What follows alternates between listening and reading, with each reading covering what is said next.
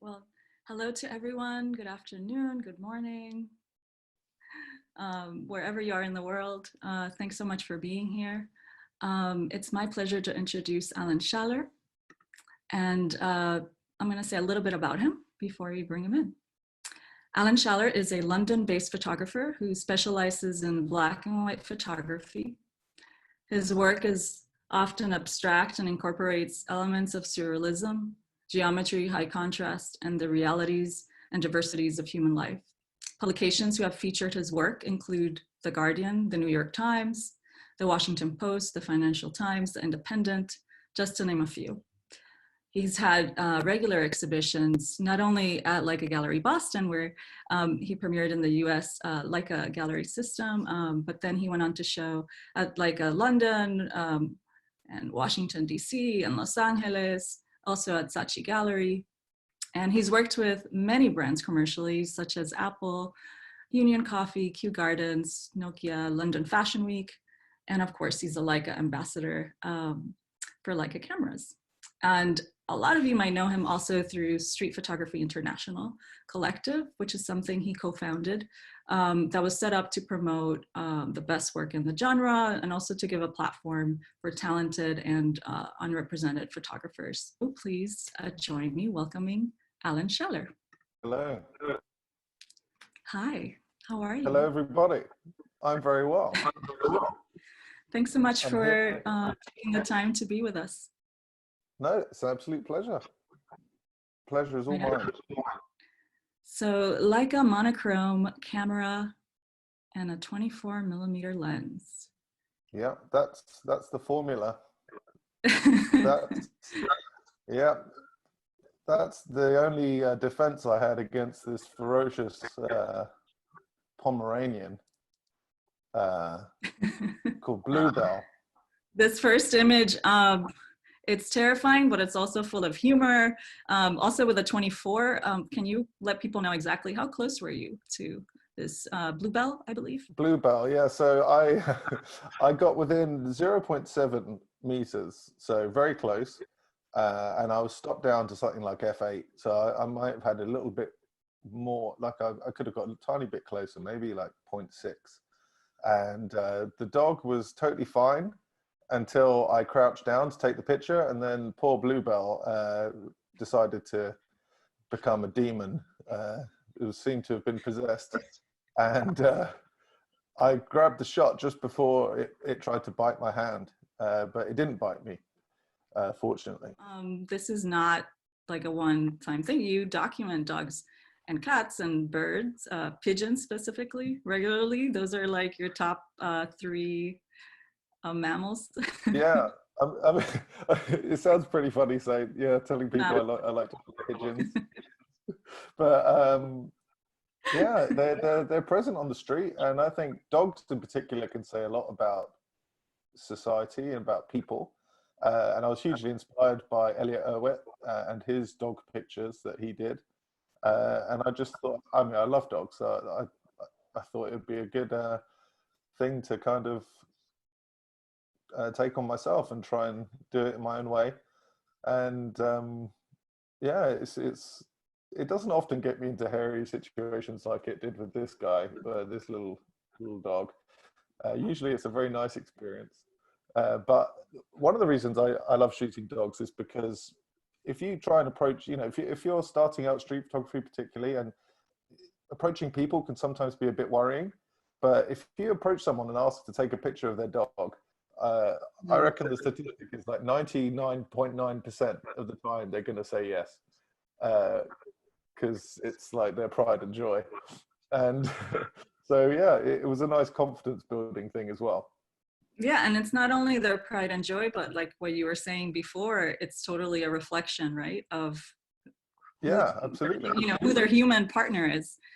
Yeah, and you know, I've shooting dogs in like Tokyo.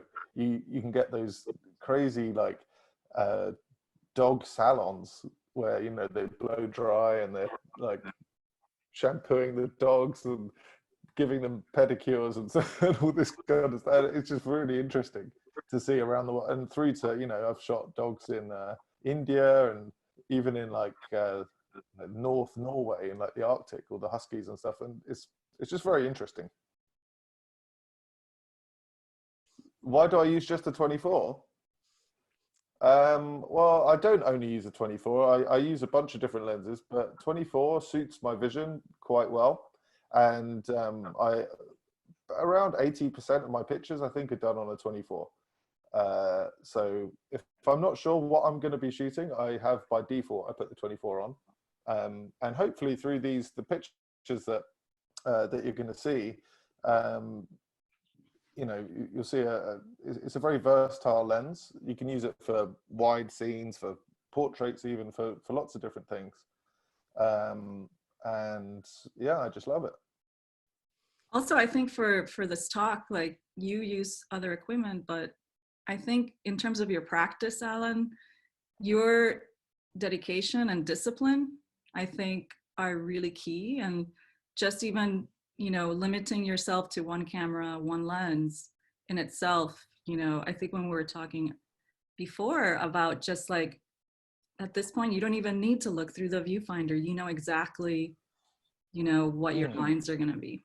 Yes, so the M cameras don't have a 24mm frame line.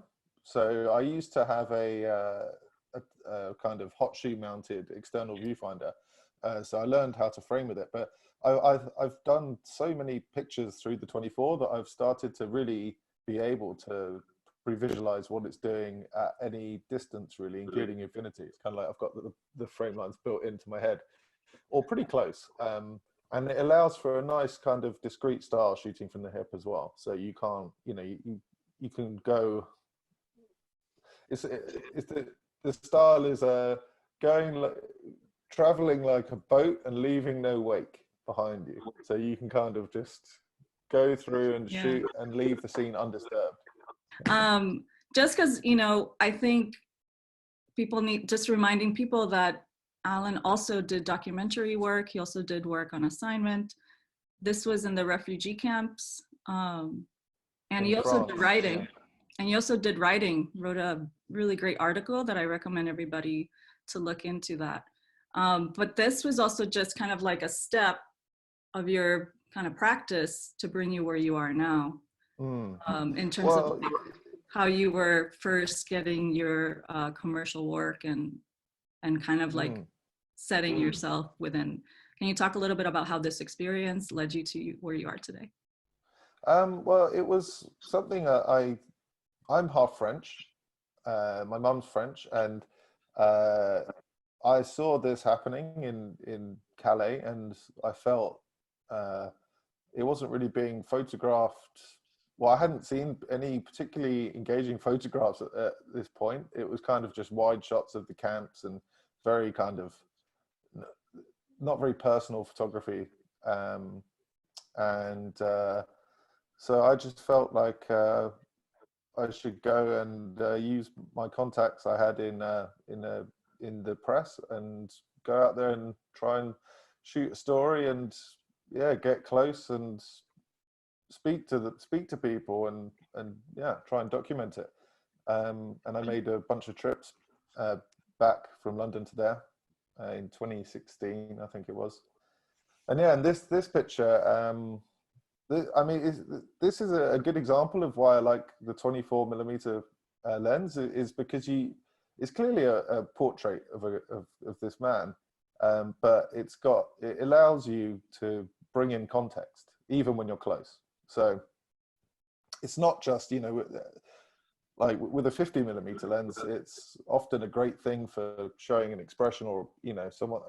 And this is massively generalizing, of course, but it's tempting just to use it as a portrait lens, and it doesn't give you that kind of width and the contextual pull that I think wide angles can give, unless you stand really far back, in which case I don't think this picture would have been engaging if I hadn't been there, you know? Yeah, there's intimacy. There's an intimacy already established, I think.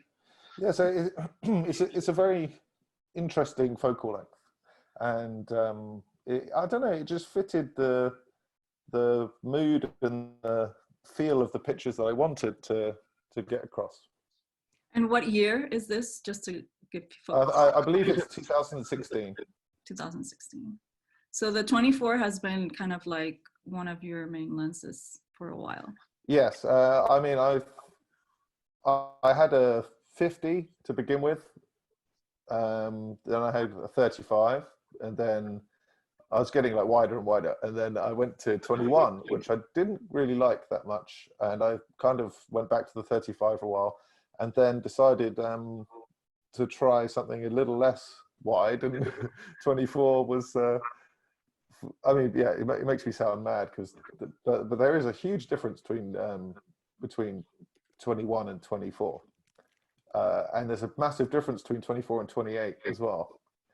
But yeah, 24 just slotted in very nicely. And this, are we perhaps in New York with this image, or? Yeah, that's Williamsburg Bridge heading over to Brooklyn. And I was kind of off the clock for the day. I'd been shooting in Manhattan, and I was going to go see a friend, and I was walking across the bridge. I'd never been on the bridge. And it's so often the case where when you stop looking for things so hard, the stuff happens. And this guy just powered past me. He walked past me. I walked pretty quick, and this guy walked straight past me. And I just saw that the arch and the beam, and the light in the background. And I just managed to get the camera down just in time and took the shot. But you can also see you can see his force, like how he's walking, really like kind of. Yeah, plowing through. Interesting pose, but I mean that hat I think makes it. It's just a cool hat, and I was lucky that the two people on the left of him in the background are kind of pretty neatly framed. That could have ruined it. I'm super particular about stuff in pictures, and my pictures are often quite simple in terms of composition, but it means that there are just loads more things that can go wrong at the time of shooting, so it's quite a relief when it all comes off. Oh, this is are we in Venice? Yeah, this is in Venice. This was a proper like smash and grab. Like I was on the other side of the street, and I was talking to someone. I was doing a workshop actually, and I just saw him, and I said 1 minute and just ran off, and so I kind of keep my 24 focused at like 1.2 meters as a kind of default. So I've practiced that distance so much that I kind of know the distance. The lens is essentially pre-focused, and I managed to.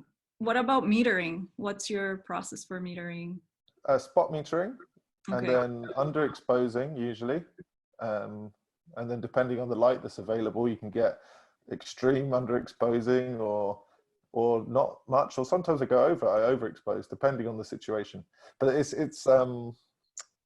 a question I get asked a lot, how do you set up your camera? What f-stop do you shoot at, or what aperture do you use, and what how far do you want? And it's all just dependent on the scene. I try and use the camera about as simple a function as if it was a film body. So whatever the film bodies could do, I'm quite happy to do that on my monochrome. So I'll admit that when I heard about the new M10 monochrome that was coming out, I'm just such a diehard fan of the 246. So I was kind of like, what's wrong? There's nothing wrong with it. I've never once felt like it was holding me back, and I never thought, I need more resolution here or more dynamic range. Like, it just suited me very well. And then I started shooting it, and the M10 monochrome, which I managed to get before the launch to do the campaign for the camera, and was just totally blown away. And it's funny how it can, all of a sudden I was just like, oh, this is the one now. Yeah. But it's subtle. I mean, the tonality out of the files, I think it's a little bit different. You get more depth, more kind of tonal depth, I think, out of the new one. It can go very grey if you want it to, like super grey. And there's a picture coming up later on that I'll point out the dynamic range of the new camera.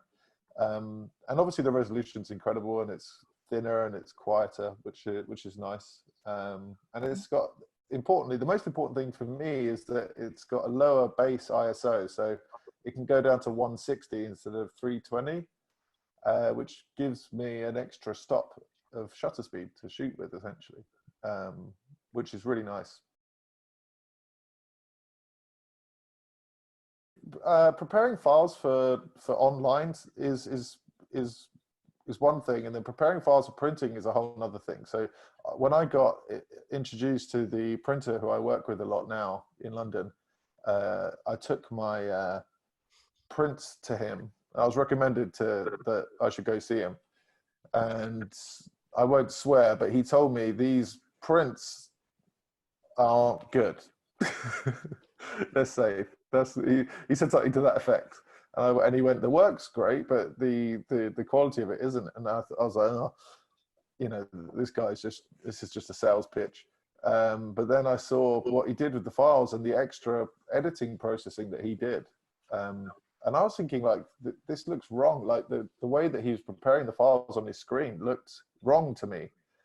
But they came out of he knows that printer, he's been using it for years, and it just came out looking like superb. So I accepted that I had a lot more to research and learn.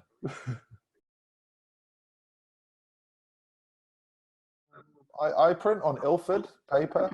My favorite is the Gallery gloss resin and fiber coated papers. Those two papers, for my kind of level of contrast, they work superbly well. And I've gone through a whole load of paper to get to that conclusion. But my printer, Sean, he agrees that it's the best pairing for what I do, and I'm now very happy. So I'm that kind of, I'm one of those people where if when I find something that works, I'm kind of done with it. So I'm not really a kind of gear acquisition kind of person, or, you know, always trying to experiment. I'd rather experiment with my photography rather than experiment endlessly with stuff. So like this 24, when I got it, I was like, that's it, I'm good now. And yeah, and it's the same with the paper. So I've been using that. I've been printing with Ilford now for my last like 10, 15 shows. Okay, well, workflow is it's different per picture. So there are no general rules. You know, I don't say, oh yeah, you've always got to do clarity plus 10, and you've always got to do black minus 20. It just doesn't work like that. So every picture I edit is done depending on what the image needs. You know, there's no one recipe for cooking all different kinds of food. So, you know, there's no one way of editing.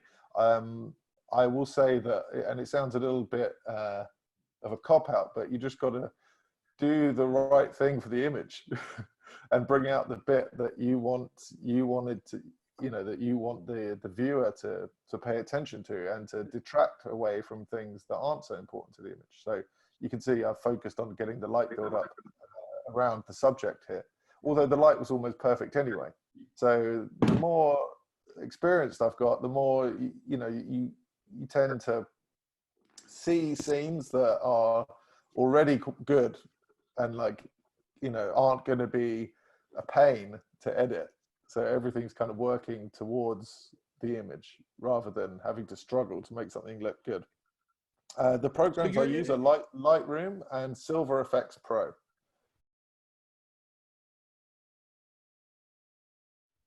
Presets, I think, are the devil, and they should be cast into the abyss.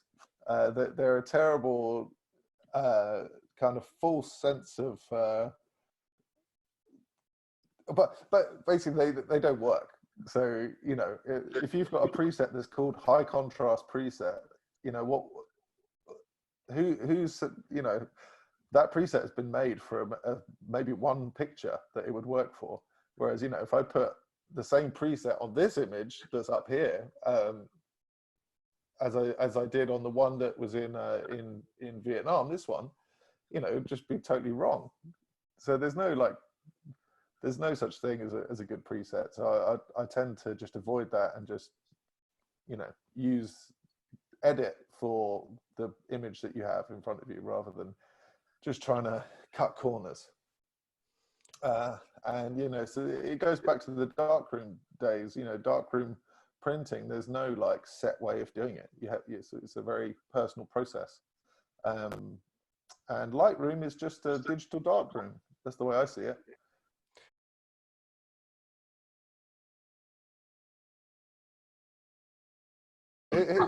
Here's what I'll say about titling. So if a title comes to mind while I'm editing it,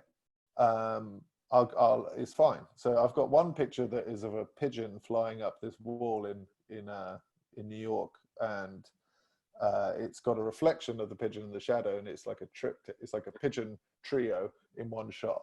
And I called it Pigeon Served Three Ways because I just thought that was a good name for it.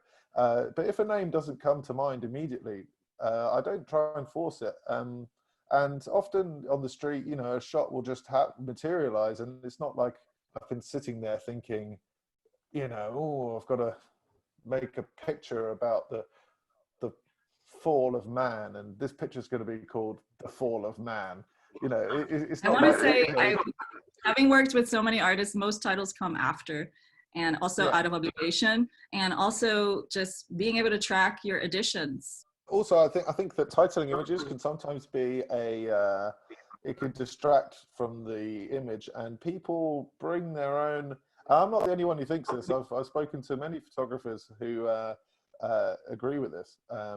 That titling something sometimes can just force someone to look at a picture in a certain way.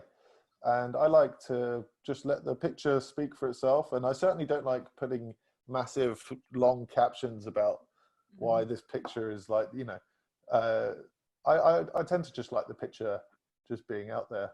I'm quite a big fan of, you know, having a series concept and then having an exhibition, having an explanation of what the series is. And all the pictures should hopefully be working with that title, with that theme. And then once they've got that idea, then go and look at the pictures. You know, they don't need to be 1,000 fancy titles. I personally am happy to crop in a little bit if you know, if I just didn't get it right, or if I'm taking a shot really quick and it's like slightly tilted, or, you know, I didn't get the technique bang on. You know, it's hard enough to get a good shot without putting extra super restraints. And I don't think that people really, you know, I'd rather look at a good picture that's been cropped in 20% than a bad picture that's full frame. And I've said this to people before, that if you had a 35mm lens on and you're walking down the street, you know, you're having a great day, and then you look on the other side of the road and there's, I don't know, something about to happen, a photograph is about to materialize, you can see someone pouring a bucket of water out of a window and there's someone about to walk into it, right? And what kind of photographer in their right mind would go, oh, I've got a 35 on, I'm not close enough, I'm not going to take that picture, you know, because I'd have to crop in 50%. You know, I should have had my 50 on. Oh, that'll teach, you know, next time I'll get that shot. You know, it's just ridiculous. Every photographer would take that shot. And I think people lie about it as well. And it's just really cringe to see people, you know, say that. It's like, you know, it's like saying to a recording artist, you know, did you do the whole song in one take? Or like, did you, you know, it's like, no, there's sometimes they have to patch in, and, you know, it's, this leads on to another point that I think people tend to restrain, you know, put too many restraints on themselves within the street photography genre. You know, everyone's got this kind of idea of what it is, and people seem to get really hot-headed about it. And, you know, like, oh, street photography is this, or, you know, this, you know, oh my God, you took a portrait of someone, that's not allowed. Or, you know, and it's just like, ugh, just take the pictures and just be, just, if someone asks you, you know, is this candid, is it not candid, just tell them the truth. No, aperture priority all day long. I set the minimum shutter speed to never go below 2/50th of a second. And then if I want to, you know, if I don't agree with the meter, I will go in manually. So sometimes I override it.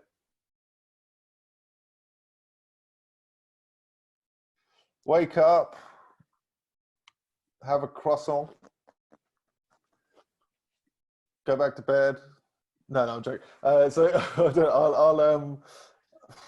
It depends. Sometimes I'm like super fired up and I'm like, oh, I'm going to go out and shoot all day long. So for example, here, this is in Kyoto. So when I was there, I was like, I don't know when I'm going to be here next. So I want to go out and shoot and shoot and shoot and shoot and shoot. And sometimes that works well, but sometimes I like to just stop for an hour. You know, I find that concentration is key with, you know, when you're properly trying to see things, it's difficult, and you can't just be concentrated. It's like saying, you know, could you write an essay for 8 hours straight? No, you can't. You know, you can probably do an hour, and then you have to take a break. And so my break times usually spent having a beer, or looking back over my pictures, or just I don't know, doing something else. So I see it as a kind of, not that I ever go to the gym, but you know how they say you gotta do your workout and then rest, and then do your workout and then rest. So it's that kind of thing, but just for my shutter. Sometimes I'm just not, you know, there are things in life that are more important than photography, you know, like your families, you know, and certain events that can happen that can throw you and put you in a different frame of mind. And so sometimes I'm just not, you know, not properly in the zone, and I don't try and force it. But there are other times where I feel really inspired to go and shoot, and I will go out and take advantage of that. And then sometimes I just don't.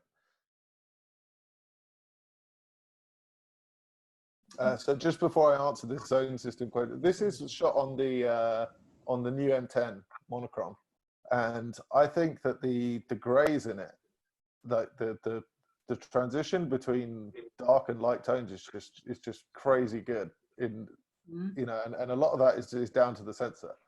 Obviously, I saw the light, and it was a great scene anyway. But that tonality, I would struggle to get out of the 246 to that degree. And I was amazed at how. I mean, you know, I'm in no way saying that the 246 is a bad camera. Most of these pictures that are on here are done on the 246, but I was amazed at how effortlessly when I pulled out the shadows, how it ended up looking like this. And yeah, it was a kind of sitting there on my laptop going like. And so the zone system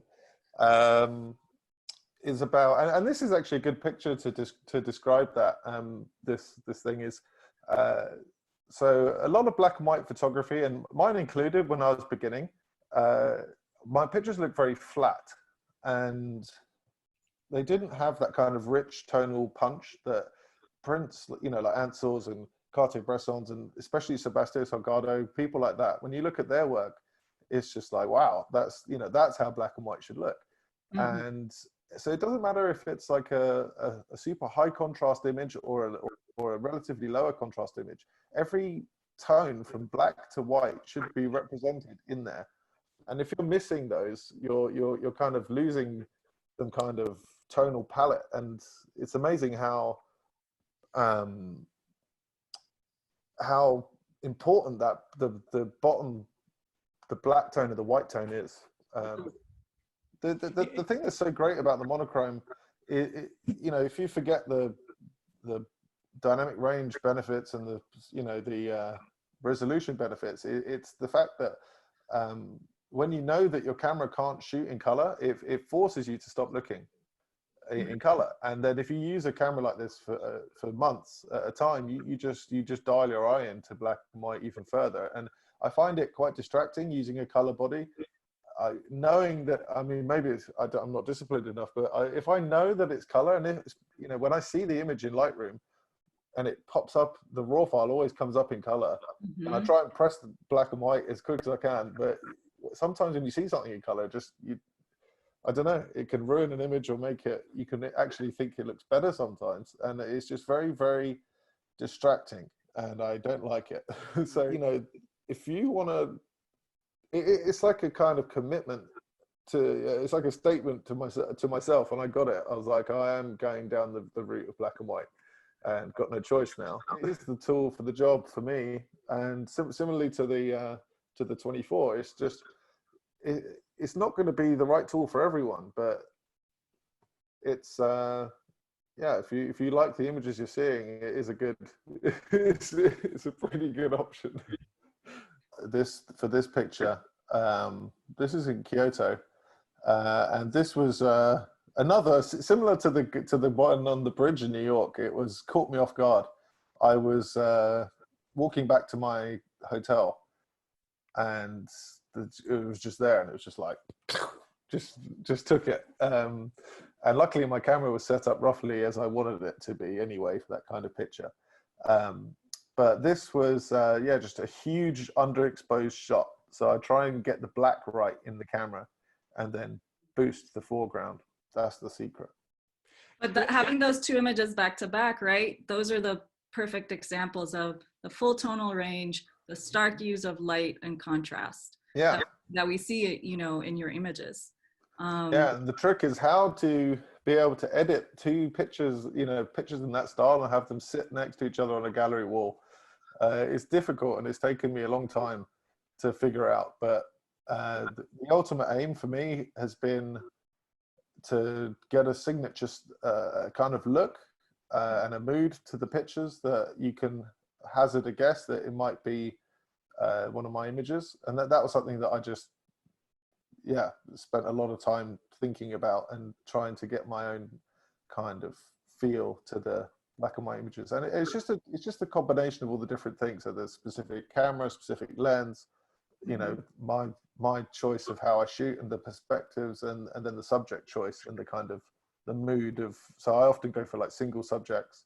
That's an important thing. I mean, yeah, so if you look at this image, it's pretty much totally washed out apart from the cat's eye, which is black, and the only point that's white is on the eyeball as well. So the two richest tones, that pure white and the pure black, are bang on the eye. So you just look at it. If there was a big burnout zone in the background or a big black blob in the middle of, you know, it would be very distracting.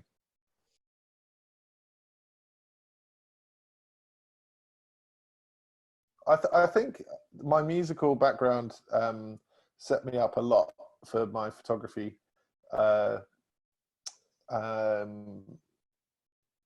Like more than, like, the more I carry on, the more I realize that my musical background has has made a big impact on the way I shoot. And in terms of, well, it's not really how I shoot, it's more in terms of how I think and trying to build series.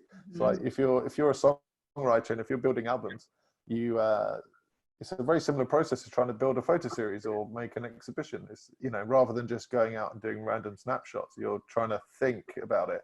And it's the thinking side of music that I brought to photography, kind of subconsciously, that was a big help. In terms of actual photographers, I found Steve McCurry to be very inspiring. I found, yeah, Sebastião Salgado's work was just ridiculous. A lot of those early Magnum people were great. Big fan of Giacometti, the sculpture. I noticed a definite change in my work after seeing a Giacometti exhibition at the Tate Modern in London. And you have a photograph of yeah, of the, we had it at the gallery actually. Yeah. That was one of the, actually one of the many prints that got collected on that show.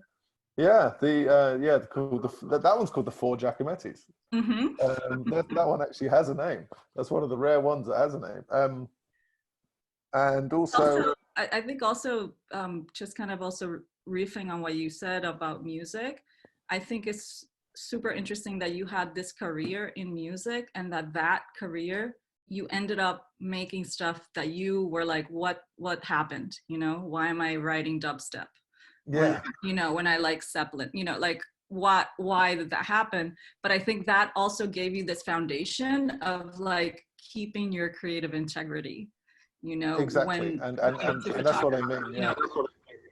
that's what I mean about the music side of things having influenced me, because yeah, I diluted my integrity a lot in music, and I just decided to write anything I could because I was frightened of not earning. And someone wisely pointed out to me that the people who actually make a living out of the arts usually have their own distinct style, and you can only get so far if you're imitating, or if you're not producing something that's a bit different. And so yeah, I tried. It's Some quote online from some sports player who said, uh, genius is the word used by amateurs, and the professionals call it practice. It was something like that. And it's just, I mean, I can say this for a fact. If you look at my early work, there was no genius in it. It was pretty not good. And so I've worked very hard to build up the consistency, and to take note of when I make a picture I like, why I like it, and how to maybe repeat that technique, or how to further my style. And that was the most important thing. And just putting in the hours. These are all very obvious things, but not everyone has the opportunity or life situation to do that. I was freelancing anyway, so I when I got into photography, I made the choice to drop a couple of days of music recording, which my family thought was completely insane, and was completely insane, because I just got a mortgage, and they were like, "What is wrong with you?" But I kind of have this stubborn nature, and I get quite obsessed with things. So I was like, quite stupidly, makes me feel a bit sick actually thinking back. I was just like, I'm going to do this. I'm just going to learn how to shoot. And if what's so special about this photographer, like if they're just human beings, I can train myself to do it. but I think it was something that was bringing you joy. Yeah, and it was super, super fulfilling, and it was super just exciting, and it had filled a void creatively that I wanted my music career to go down, but I was lacking that. And to be honest, like I still am the photographer that I was in that gallery when I first saw Cartier-Bresson stuff. I still get super excited if if I'm in New York and the sun comes out. I still get that kind of rush of like, yes, and I still get very worked up if I miss a shot, and I care about it a lot. So it's I mean, you really yeah, do. Like, you really do. If yeah. you're in a conversation with Alan and all of a sudden it's like his other instinct, it's like he'll be like, okay, wait, I have to go do this right now. Like, I have to go take this There's a photograph right photograph. now. I'm very sorry. Yes, know, sorry, I had no idea what you were saying. I was looking, but it's because you have already developed that practice, right? You have that practice where it's become, and it's still giving you joy. You've kept your integrity artistically, creatively, and I think even in your bio, when you say, as a photographer that specializes in black and white, I think your wording is super key, because you're specializing in black and white, you're still keeping it open. And I think the fact of like you dropping your music career you're also a risk taker, and you're also very open to just, I'm going to try it out and see if it works. Like, Yeah, and it could have gone horribly wrong, but I think to be honest, even if photography hadn't, if nothing had happened for me career-wise, I would still be shooting on the street, and I probably would just be wanting to go out and shoot more, more and more. So I'm very lucky that I can, yeah, kind of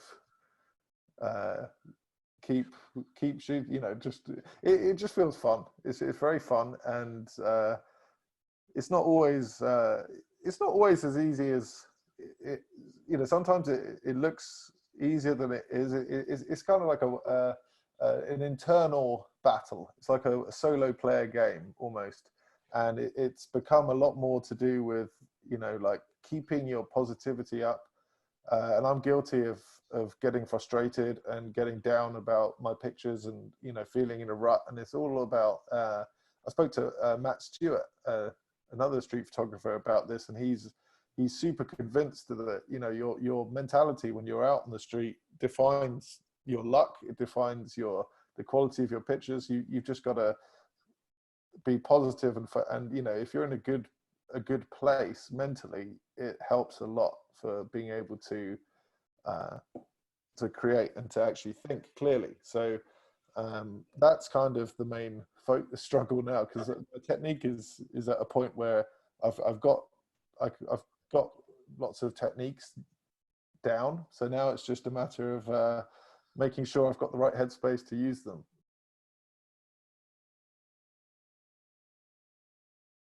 You've got to make it fit in around your life. So, it would have been great to say, right, I'm going to do a series on the lost tribes of the Amazon. But it's not a very practical thing, and it would have been very expensive and probably quite dangerous, particularly as I have no survival skills.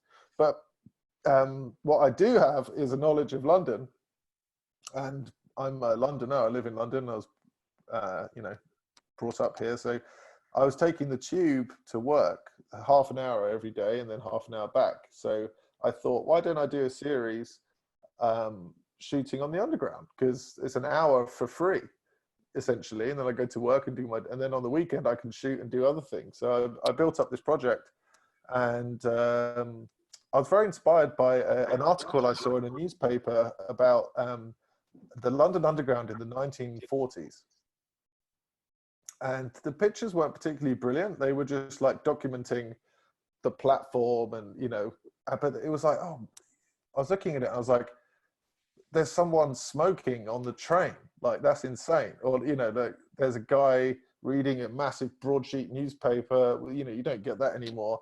All the typography was different, the trains were different, all the lighting was different. So it clicked that photography was more than just trying to be clever. It's also a documentation of time. So I thought, maybe these pictures will be more interesting in 50 years to people who will look back and go, what's that white dangly thing sticking out of her ears? You say, oh, we used to listen to music on these headphones. People go, what? Yeah, we carry these slabs of glass and plastic and stare at them the whole time. And I'm convinced that that's going to change at some point in history, where there'll be a new form of obsession when it comes to communication. But so yeah, so the underground, I just suddenly saw it as not just a place to commute, but as this like moment in time, and something that I should just try and document. And it's actually a very hard, it's a really hard environment to shoot in. If you're nervous shooting people up close and personal, it's not a good place, because you can't escape on a train from people. Also, people aren't their most friendly when they're on a train. It's kind of, everyone's in their own private space. I will say this though, I'll say the London Underground is like child's play compared to the subway in New York. Subway in New York was a real experience the first time I shot it. And New York is a very very, in London, if an English person sees you taking their picture, they usually apologize. They'll say, oh, I'm sorry, I'm in the way. Whereas in New York, they'll go, hey guy, what you doing? Yeah, these are some pictures I've made in like the past week. So I've been so it's a sensitive topic, this whole, should you shoot out, when everyone's isolating? So I don't know about the rest of the world, but in London, we're allowed to go out and exercise once a day. So I've bought a bike and I'm cycling around London with my camera and just stopping off and just taking some pictures and then going home. But obviously I'm massively restricted, compared to what I used to shoot like. I'm no longer going on the underground. I'm obviously not meeting up with anyone and, like friends to shoot with or anything like that. So it's a very different experience, but I think it's an important time to document. And I mean, this shot is so trippy, like for me, because this bridge, this is Millennium Bridge leading up to the Tate Modern. It's it's so busy all the time. Like even at like, if you're going home at like 4 a.m. after a party, there will be 20 people on there. So I went there and there was no one, and I was freaking out. I was like, oh my God, there's no one here. And I've walked past this scene many times and never even thought of it as a possible shot. And then I realized that there was one. So I just camped there for about a minute and someone walked across and there you go. So yeah, that was shot in, where was it? I can't even remember. all the days are becoming one now. Something I really like to do once in a while is just like put on a really wacky lens and try and use that. So I did this. I bought a 90mm a while ago and I was like, I'm never going to like this. I like 24. And then I found out I loved it. And I use 90 all the time now. Well, I mean, I say all the time, about 4% of the time or 5, but for me, that's quite a lot. So I've got my old trusty Apo F2 Summicron. And so sometimes I'll just go out with a 90 and it just forces you to look differently, and it gives you compression, it gives you different things. And for the same reason, I also have this Trailmar, they call it the weight, the W, the wide angle, but also trying to discover new photographers, looking at something that isn't photography, like sculptures, or looking at paintings, listening to different music, reading books. Just the things that give you new ideas. I usually find it, for me, the writing photography is never a technical thing. It's always an idea thing. It's more just trying to come up with an interesting project and then shooting towards that. So this was a pretty wacky experience. I don't know if anyone could tell why someone would make their camera look like this, but I had the opportunity to go skydiving and do some skydiving portraits. So I'm jumping tandem and just had my Leica, and I thought that they'd have some sort of fancy rig to strap the camera to me, and they were like, "No, man, just put this strap on." And then they tied this, like that little purple. If you go back to the picture of the camera, they tied on that purple. It was like a lanyard, and they were like, "Just put that on in case the other strap breaks." And then we had to. So I've got the thumb the thumb rest. I've used this camera a lot, so it comes out really easily. So they duct taped it on in case it flew and hit me in the face, which would have been very bad at those speeds. So yeah, and it was a pretty interesting experience. And I'll tell you what, regular street photography felt very boring after doing that. I did it loads of times. Yeah, we did it a few times over a few days, depending on the weather. So I think on my first day I did it like 4 or 5 times, which I've never done it before, and it was just yeah, very physically demanding. The harness just bruised me terribly, like across my, like it was just bad, but it was worth it. And it's one of those things where photography, I think, gives you a license to do crazy stuff that you know that you wouldn't otherwise do. And for me, that's always going to be it's a really geeky photography answer, but wherever the light is best at the time of the year is generally a really good place to go. So, you know, London is super cool in the winter. I mean, the sun comes out about once a month, but when it does, it's amazing. The one I really don't like answering is about why I shoot in black and white. Like, I mean, do people get asked, why do you shoot in color? Yeah, thank you. I'm just throwing that out there. I don't know. I think there's a lot more, you know, I feel like being asked what the process, you know, you wouldn't have a really nice meal in a restaurant and then go up to the chef and be like, what pan do you use? I really enjoyed the meal. Or like, you know, why do you cook Italian food? You know, you just wouldn't say that. It's kind of obvious. It's because they like it. The podcast, the whole idea of it is that it's me and my buddy Chris. He's a filmmaker and a director, and I'm a photographer, and we are interviewing some of the kind of top people making films and pictures and photographs today. So we've had Steve McCurry and the people who made Fight Club, and Joel Merowitz was on, and yeah, people like that. But the idea is that we're interviewing them from a creator's perspective, not just from a kind of normal interview you might hear, you know, like, what was it like to work with Brad Pitt? You know, yeah, no, I think they're super informative, but also fun. Like, yeah, I really enjoyed them. And I did want to ask, who do you have coming up? Who do we have coming up? So we've got a photographer called Vincent Peters, who's from Germany. He's a fashion photographer, and he's done work. He's shot everyone, like, and he's super great. His portraits are mad.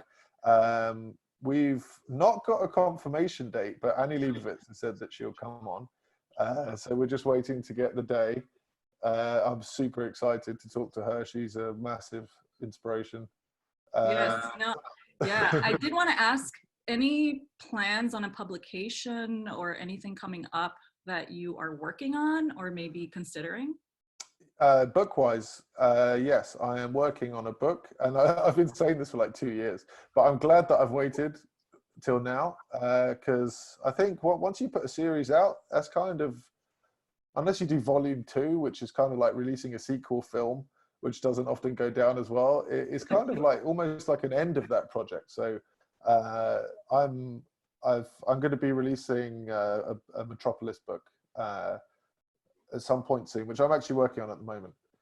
Awesome. That's really yeah, exciting. this whole COVID thing has just thrown everything. So it was meant to be this year. I don't know, but I'm doing my best to finish it. You were great. Gracias. Tom, Thank you. we're going to bed now. Stay safe.